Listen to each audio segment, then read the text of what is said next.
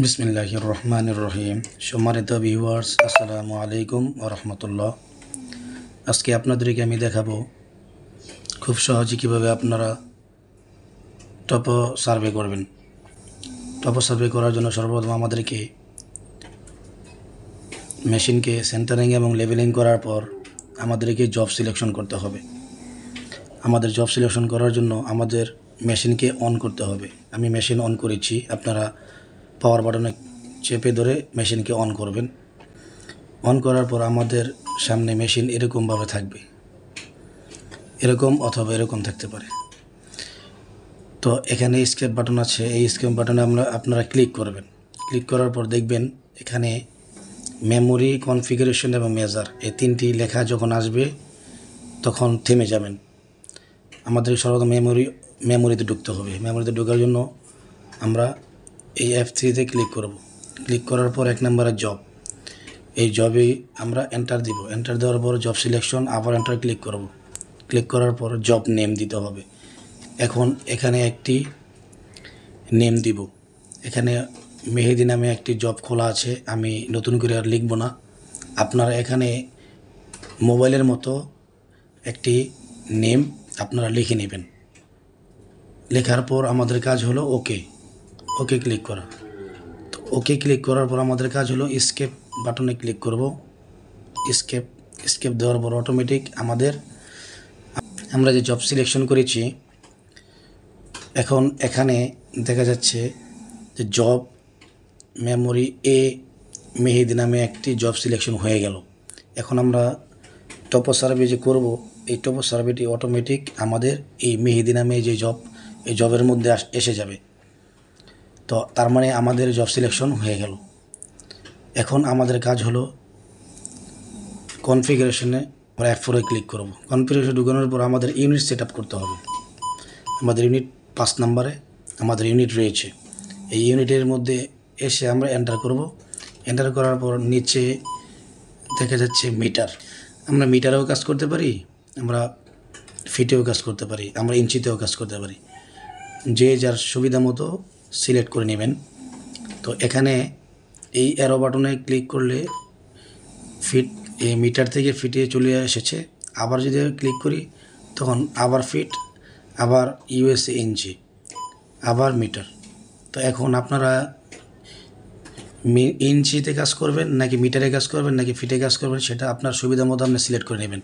Select করার পর okay click করব। ওকে ক্লিক করার পর আমাদের ইউনিটস হয়ে গেল। এখন আমরা স্কেপ দেব। স্কেপ দেওয়ার পর আমাদের আরেকটা কাজ হলো আমরা এসপিতে ক্লিক করব। এসপিতে ক্লিক করার পর আমাদের লেজার পয়েন্ট, আমরা নো লেজারে কাজ করব নাকি করব না। নো লেজারে কাজ না করলে আমরা নো, আর যদি আমরা লেজারে কাজ করেছি তখন আমরা এরো বাটনে ক্লিক করব, ইয়েস হয়ে যাবে। আমাদের এখন লেজার ওকে আছে। এখন হ্যাঁ, প্লামেট লেজারের ঘনত্বটা যে কম থাকবে না বেশি থাকবে। যদি আমরা এরো বাটনে ক্লিক করি তখন আমার ঘনত্বটা বাড়বে, 0 1 2 3 4। তো আপনারা সুবিধা মতো এই লেজারের পয়েন্টটা আপনারা করে রেখে দিবেন 1 2 3 4 সুবিধা মতো। এর নিচে আমাদের রিফ্লেকশন, আমরা কি নন প্রিজমে কাজ করব নাকি শিটে কাজ করব নাকি প্রিজমে কাজ করব সেটা সিলেক্ট করার। এখন আমাদের অ্যারো বাটনে আমি ক্লিক করব শিট। যদি আমি শিটে কাজ করি তাহলে শিট রাখবো, আমি যদি প্রিজমে কাজ করি যে আমরা প্রিজম রাখবো, নন প্রিজমে কাজ করে নন প্রিজমে রাখবো। আমরা আপনার সুবিধা মতো আপনি সিলেক্ট করে নেবেন। আমি প্রিজম সেট করে নিলাম, আপনারা নন প্রিজমে এবং শিট নিয়ে নিতে পারেন। আবার স্কেপ বাটনে ক্লিক করব। এখন আমাদের সম্পূর্ণ মেশিনটি সেট আপ হয়ে গেল। এখন আমাদের কাজ হলো স্টেশন ডাটা এবং ব্যাকসাইড ডাটায় কাজ। এখন মেজারে যাব। মেজারে যাওয়ার পর আমরা এই যে এই কোঅর্ডিনেটে যাব। কোঅর্ডিনেটে যাওয়ার পর এখানে 1 2 3 observation, station data, backside data. Observation হচ্ছে যখন আমরা টপো সার্ভে করব তখন আমরা পয়েন্টগুলো অবজারভেশন করব। আর 2 নম্বর স্টেশন ডাটা এবং ব্যাকসাইড ডাটা দিয়ে আমরা মেশিনকে ফুল সেট আপ করবো। আমরা 2-এ যাব। স্টেশন ডাটায় আমরা এখানে স্টিং, নর্দিং এবং জেনিথ, ইনস্ট্রুমেন্ট হাইট এবং টার্গেট হাইট, এই বিষয়গুলো আমরা এখানে দিব। স্টিং আমরা ধরে নিলাম 3000, নর্দিং 5000, জেনিথ 10। ইনস্ট্রুমেন্ট হাইট আমরা মেপে মেশিন থেকে আমরা হাইট নিয়ে এখানে বসাবো। টার্গেট হাইট যা আছে তাই রাখবো। এখন আমরা ওকে দিব। ওকে দেওয়ার পর আমাদের 3 নম্বরের কাজ ব্যাকসাইড ডাটা। আমরা ব্যাকসাইড ডাটায় গিয়ে আমরা এন্টার করব। এন্টার দেওয়ার পর আমাদের 2টি অপশন আসবে, একটি অ্যাঙ্গেল, একটি কোঅর্ডিনেট। আমরা অ্যাঙ্গেলেও কাজ করতে পারবো, কোঅর্ডিনেটেও কাজ করতে পারবো, কিন্তু প্রথম যদি মেশিনটা সেট আপ করি তখন আমাদের অ্যাঙ্গেলে কাজ করতে হবে। আর যদি কোঅর্ডিনেট থাকে তাহলে আমরা 2 নম্বরে মেশিনকে 1 নম্বরে স্টেশন ডাটায় ব্যাকসাইড ডাটা দিয়ে কাজ করার পর আমাদের মেশিনকে সর্বপ্রথম কাজ করার পর দ্বিতীয় যখন আমরা মেশিনকে চেঞ্জ করব তখন আমরা কোঅর্ডিনেটের মাধ্যমে কাজ করব। ওই ভিডিওগুলো আমি ধারাবাহিকভাবে পরে দিব। এখন আপনাদেরকে দেখাবো অ্যাঙ্গেলের সিস্টেমে।